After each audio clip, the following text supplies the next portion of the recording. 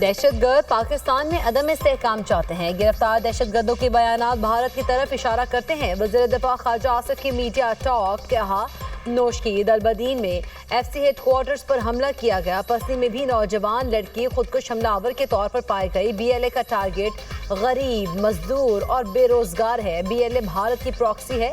یہ ہمیں دوبارہ معاشی اندھیروں میں دھکیلنا چاہتے ہیں۔ دہشت گردی کا خاتمہ کر کے دم لیں گے۔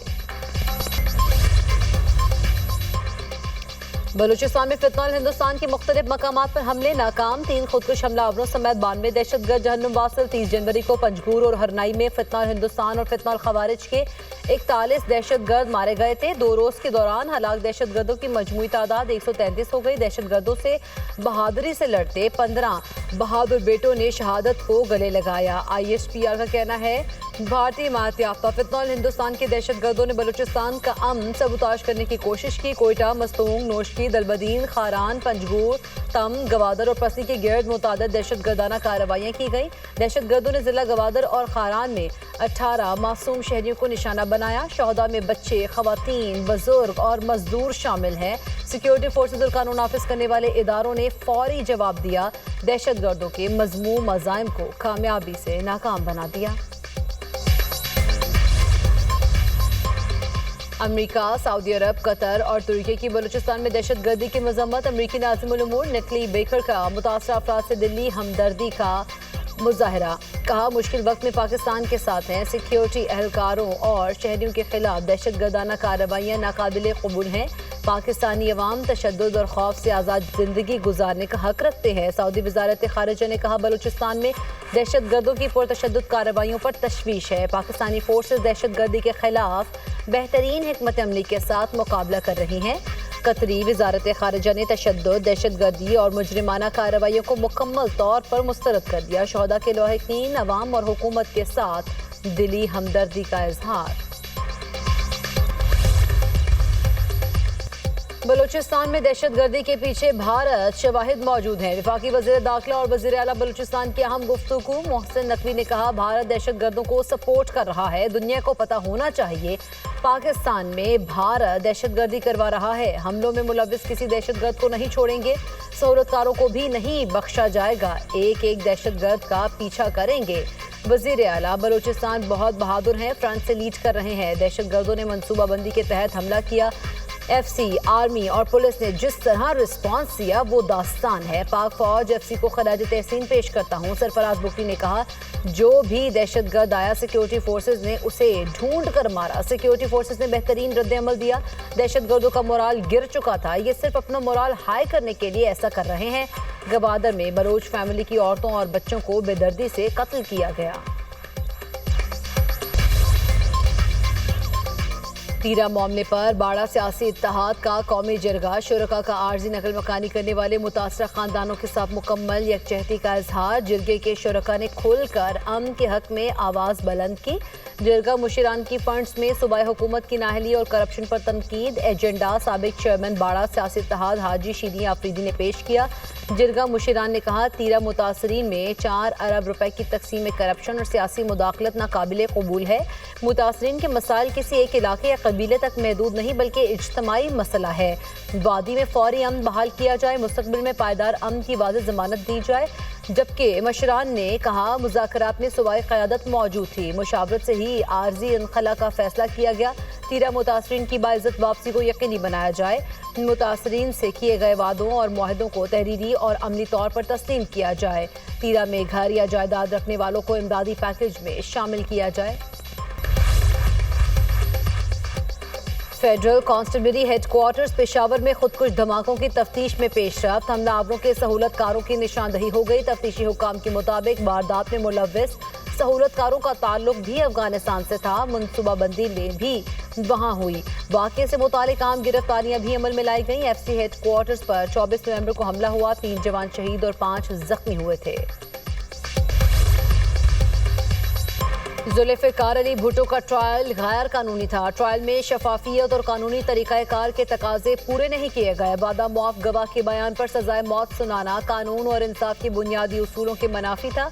जुल्फ़िकार अली भुट्टो की फांसी से मुतालिक सदाती रेफरेंस पर जस्टिस मोहम्मद अली मजहर की तफसीली राय जारी। बंद केस को मार्शल लॉ दौर में बगैर किसी कानूनी जवाज़ के दोबारा खोला गया। ट्रायल के दौरान तंजिया रिमार्क से अदालती वक़ार और गैर जानिबदारी मुतासिर हुई।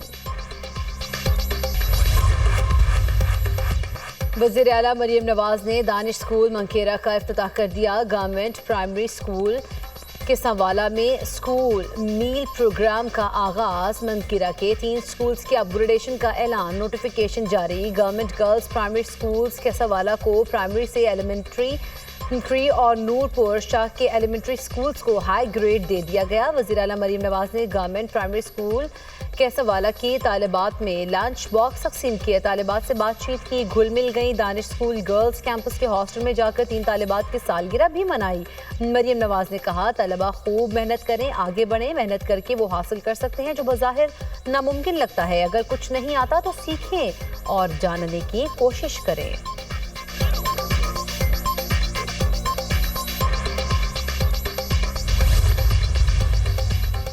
आलमी बैंक के सदर अजय बंगा का दौरा पाकिस्तान 4 फरवरी तक क़याम करेंगे। आलमी बैंक के सदर आला सरकारी हुकाम से मुलाकातें करेंगे। मुआशी इस्लाहात, भारत के साथ आबी तनाज़े पर बातचीत मुतवक्के।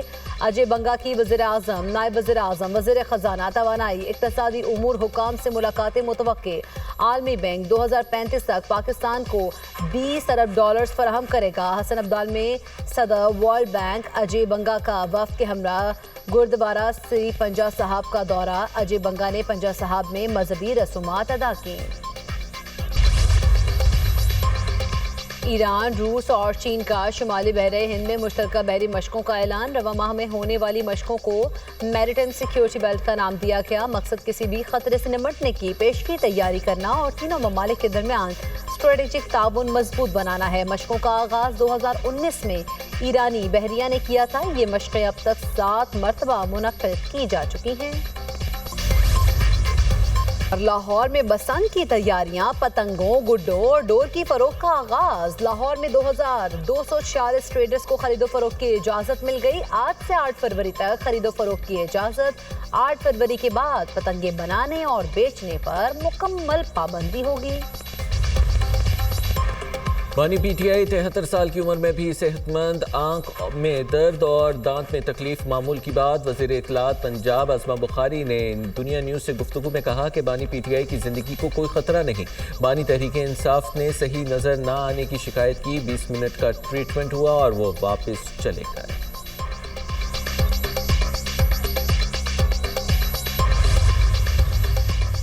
हुकूमत का बानी पीटीआई से बहनों की मुलाकात के लिए मशरूत इजाज़त देने का India. Programme to right with summer Abbas में गुफ्तगू करते हुए वज़ीर मुमलिकत कानून बैरिस्टर अकील मरी का कहना था, अलीमा खान सियासी हो चुकी हैं। उनके अलावा अगर कोई बानी पीटीआई से मिलना चाहता है तो सियासी बयान ना देने की यकीन दहानी करवाए। प्रेस कॉन्फ्रेंस नहीं करेंगी तो वो मुलाकात हो सकती है। तीरा जिरगे के बाद ये कहना ठीक होगा कि वज़ीर आला केपीके ने इस मामले पर असेंबली में भी झूठ बोला।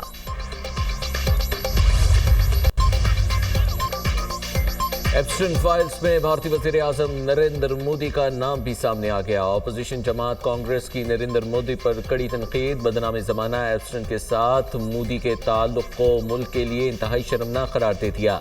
कहा, बैनुल अक़वामी साख का मामला है, मोदी को जवाबदेह बनाना चाहिए।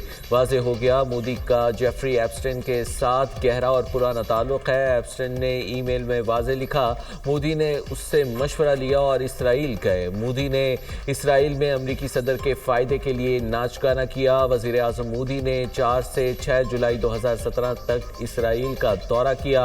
एप्स्टाइन की ईमेल मोदी के दौरे इसराइल के 3 रोज़ में बाद लिखी गई, जबकि कांग्रेस ने सवाल किया कि मोदी जेफरी एप्स्टाइन से किस किस्म का मशवरा ले रहे थे। मोदी इसराइल में क्यों नाचे गए, इससे सदर ट्रंप को क्या फ़ायदा हुआ। ईरान के 2 शहरों में धमाके, 5 अफराद जाँ बहक, मुतादिद जख्मी। हवाज शहर में गैस धमाका, एक ही खानदान के 4 अफराद जाँ बहक। बंदर अब्बास में गैस के इखराज से धमाका, बच्ची जाँ बहक, 14 अफराद जख्मी। دھماکے میں 8 منزلہ عمارت کے 2 فلور تباہ اور دکانیں متاثر ہوئیں۔ ایرانی میڈیا کی پاسداران انقلاب کے کمانڈر کو ہدف بنانے کی افواہوں کی تردید۔ جنگ بندی کے باوجود غزہ میں اسرائیلی جاری 3 فلسطینی بچیوں سمیت مزید 31 افراد شہید ہو گئے۔ متعدد زخمی۔ اسرائیلی فوج نے رہائشی علاقے اور سڑکوں کو نشانہ بنایا۔ کئی مکان اور گاڑیاں مکمل طور پر تباہ ہو گئیں۔ اکتوبر کی جنگ بندی کے بعد سے اب تک 524 فلسطینی شہید ہوئے۔ اسرائیل کا آج پیدل آمد و رفت کے لیے رفح کراسنگ کھولنے کا اعلان۔ رفح بارڈر آنے والے افراد کو سیکیورٹی کلیئرنس پہلے حاصل کرنا ضروری ہوگی۔ ادھر لندن میں فلسطینی عوام سے یکجہتی کے لیے احتجاجی مظاہرہ۔ شرکاء کا قیام امن کے لیے سنجیدہ اقدامات اور غزہ میں جنگ بندی کی خلاف ورزیاں روکنے کا مطالبہ۔